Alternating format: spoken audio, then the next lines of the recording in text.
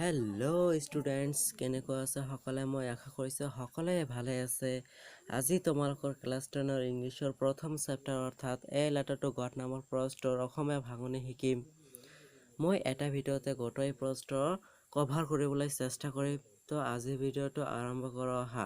ভিডিঅ'টো আৰম্ভ কৰাৰ আগত তোমালোকৰ ওচৰত মোৰ এটা ৰিকুৱেষ্ট, যিসকলে মোৰ চেনেলটো ছাবস্ক্ৰাইব কৰিছে তেওঁলোকক ধন্যবাদ, আৰু যিসকলে মোৰ চেনেলটো এতিয়ালৈকে ছাবস্ক্ৰাইব কৰা নাই তেওঁলোকে যেন মোৰ চেনেলটো ছাবস্ক্ৰাইব কৰে, কিয়নো মোৰ এই চেনেলটোত বিজ্ঞান, সমাজ বিজ্ঞান, এছামিজ আৰু ইংলিছৰ A to Z কুৱেশ্যন এনচাৰৰ ভিডিঅ' আপলোড দিয়া হয়, আৰু ইংলিছৰ অতি সহজ অসমীয়া ভাঙনি আৰু ইয়াৰ মষ্ট ইম্পৰ্টেণ্ট কুৱেশ্যন এনচাৰৰ বিষয়ে আলোচনা কৰা হয়। গতিকে মোৰ চেনেলটো ছাবস্ক্ৰাইব কৰক আৰু আমালোকৰ লগতে থাকক। তো আজিৰ ভিডিঅ'টো আৰম্ভ কৰোঁ আহা। দ্য হাউচ ঘৰখন the only one in the entire valley, গোটেই উপত্যকাত এটা মাত্ৰ ঘৰ, set on the crest of a low' hill, এটা পাহাৰৰ শীৰ্ষত উপস্থিত আছিল। From this height one could see the river and the field of ripe corn dotted with the flowers that always promised a good harvest. আৰু এই উচ্চতাৰ পৰা এজনে নদীখন ভাল ফচল চপোৱা নিশ্চিত কৰা ফুলেৰে পৰিপূৰ্ণ প্ৰকাশৰ প্ৰদৰ্শন দেখিব পাৰে। The only thing the earth needed was a downpour or at least a shower, আৰু পৃথিৱীৰ পৰা এটা বস্তুৰ প্ৰয়োজন আছিল, ধাৰাসাৰ বৰষুণ বা কিনকিনীয়া বৰষুণ।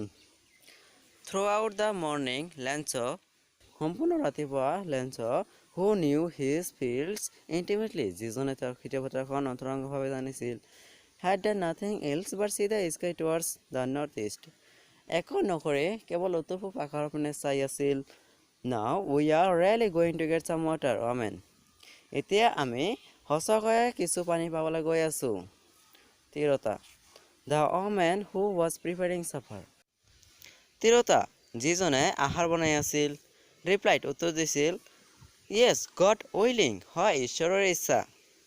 The older boys were working in the field, আৰু ডাঙৰ ল'ৰাবোৰে পথাৰত কাম কৰি আছিল, while the smaller ones were playing near the house, until the woman called to them all, come for dinner, সৰুবিলাকে তিৰোতাজনে আহাৰৰ বাবে নামতালৈকে ঘৰৰ ওচৰত খেলি আছিল। It was during the meal that, just as Lanza had predicted, big drops of rain began to fall, এইটো ঘটিছিল যে আহাৰৰ সময়ত লেঞ্চয়ে ঠিক ভৱিষ্যতবাণী কৰাৰ দৰে বৰষুণৰ ডাঙৰ টোপালবোৰ পৰিবলৈ আৰম্ভ কৰিছিল। In the northeast, huge mountains of clouds could be seen approaching, উত্তৰ পূব দিশত আকাশত মেঘৰ প্ৰকাণ্ড পাহাৰবোৰ ওচৰ চাপি অহা দেখা গৈছিল। The air was fresh and sweet, বতাহ বিশুদ্ধ আৰু মধুৰ আছিল। The man went out for no other reason than to have the pleasure of feeling the rain on his body, মানুহজন বাহিৰলৈ গৈছিল আন কোনো কাৰণত নহয়, তেওঁৰ শৰীৰত বৰষুণৰ অনুভূতি সন্তোষ লাভৰ বাবে ওলাই গৈছিল। And when he returned, he exclaimed, আৰু যেতিয়া তেওঁ উভতি আহিছিল তেওঁ আচৰিত হৈছিল, These are not raindrops falling from the sky, they are new coins, এইবোৰ আকাশৰ পৰা পৰা বৰষুণৰ নতুন টোপাল নহয়, এইবোৰ নতুন মুদ্ৰা। The big drops are 10 cent pieces and the little ones are 5s, ডাঙৰ টোপালবোৰ 10 পইচা আৰু সৰুবোৰ 5 পইচা।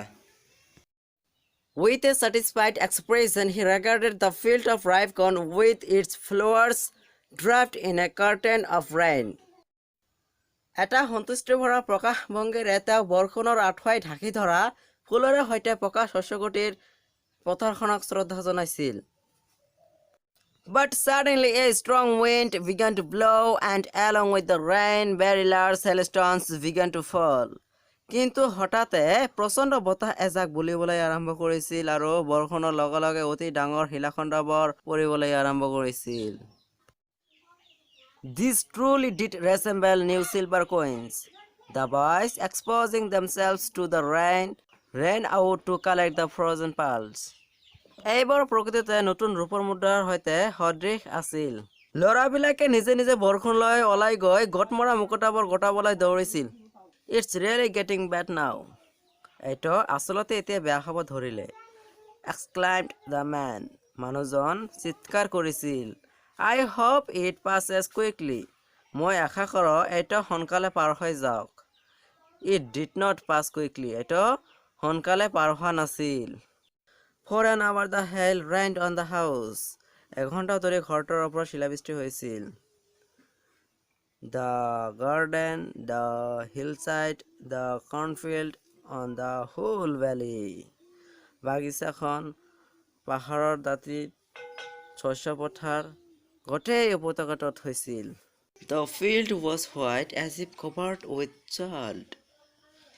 নিমখে ঢকাৰ দৰে পথাৰখন বগা হৈ পৰিছিল। Not a leaf remained on the trees. The corn was totally destroyed. The flowers were gone from the plants. Lance's soul was filled with sadness. গছত এটাও পাতো নাছিল। গোটেই শস্যবোৰ ধ্বংস হৈছিল।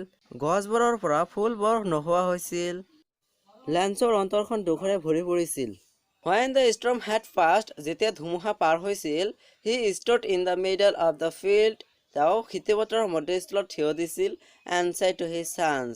তেওঁৰ পুতেকহঁতক কৈছিল, A flock of lookouts would have left more than this. পৰুৱাৰ দলে খালেও ইয়াতকৈ বেছি এৰি গ'লহেঁতেন। The hail has left nothing. শিলাবৃষ্টিয়ে একো নেৰিলে। This year we will have no corn. এই বছৰত আমি কোনো শস্য নাপাম। That night was a sorrowful one.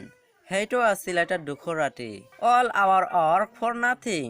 আমাৰ সকলো কাম অথলে গ'ল। There is no one who can help us. আমাক সহায় কৰিব পৰা কোনেও নাই। We will all go hungry this year.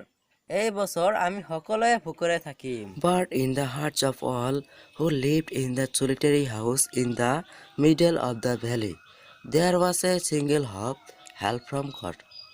কিন্তু উপত্যকাটোৰ সমাজৰ সেই অকলশৰীয়া ঘৰটোত বাস কৰা সকলৰ অন্তৰত একমাত্ৰ আশা আছিল ভগৱানৰ সহায়।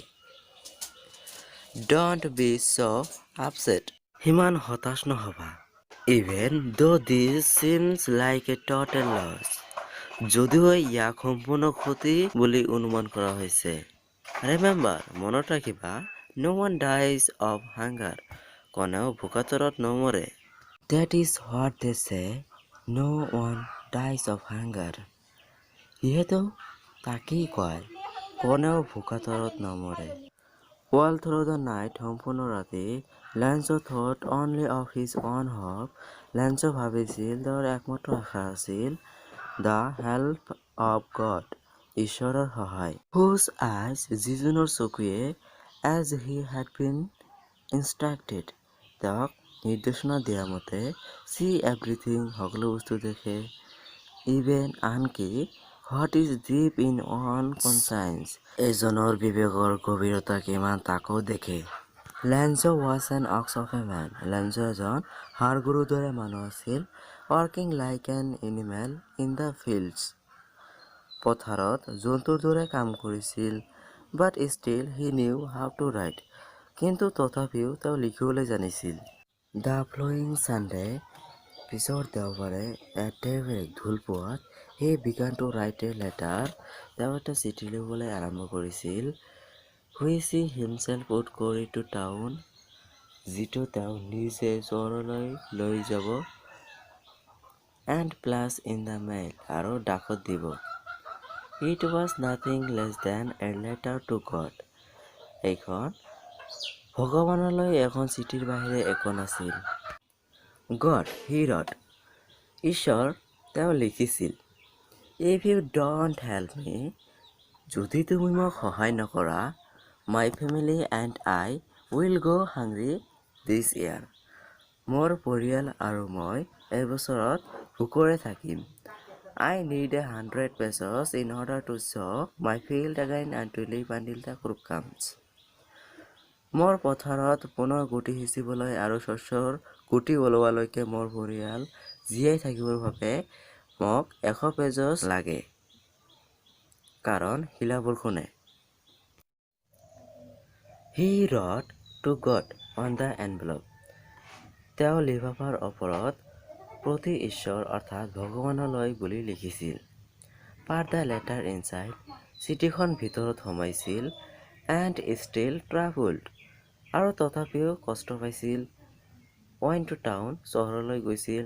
At the post office, post officeত অৰ্থাৎ ডাকঘৰত।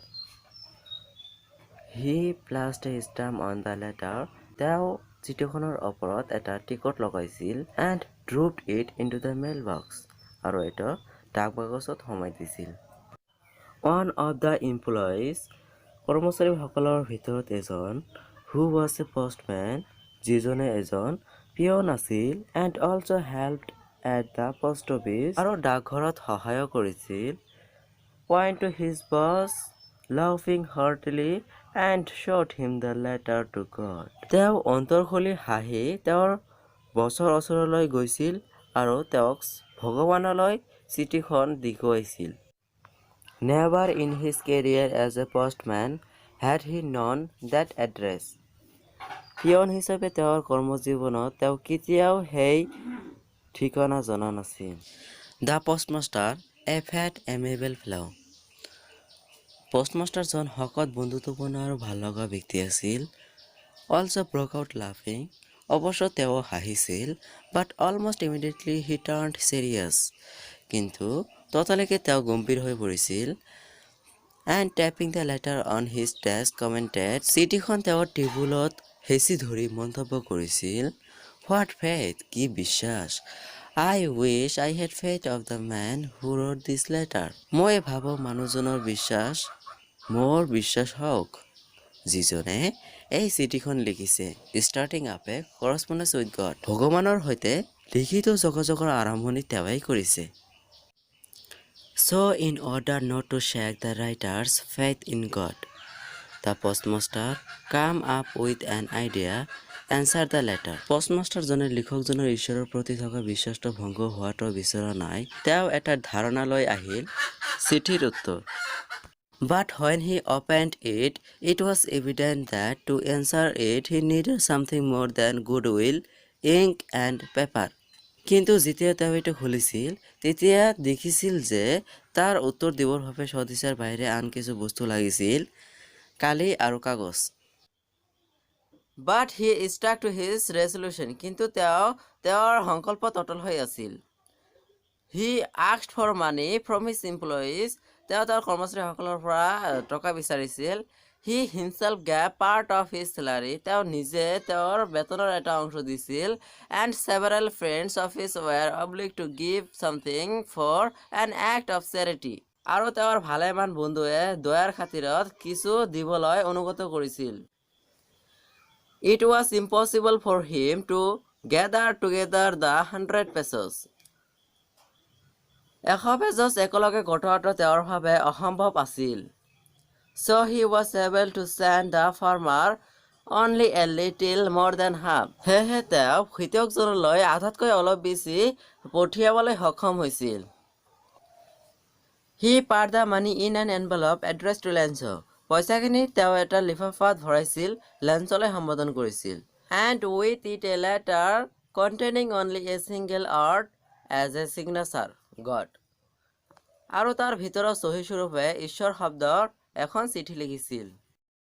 The following Sunday Lancho came a bit earlier than usual to ask if there was a letter for him. পিছদিনা দেওবাৰে লেঞ্চো তেওঁৰ নামত চিঠি এখন আহিছেনে সুধিবলৈ সচৰাচৰ অহাৰ অলপ আগতীয়াকৈ আহিছিল। It was the postman himself who handed the letter to him. While the postmaster experiencing the contentment of a man who has performed a good deed, looked on from his office. সেইজন আছিল পিয়নজন নিজেই, যিজনে তেওঁক চিঠিখন হাতে হাতে দিছিল। সেই সময়ত পোষ্টমাষ্টাৰজনে ভাল কাম কৰা এজন মানুহৰ সন্তুষ্টি পৰ্যবেক্ষণ কৰি তেওঁৰ কাৰ্যালয়ৰ পৰা চাই আছিল। Lancho should not the slightest surprise on seeing the money. Such was his confidence. But he became angry when he counted the money.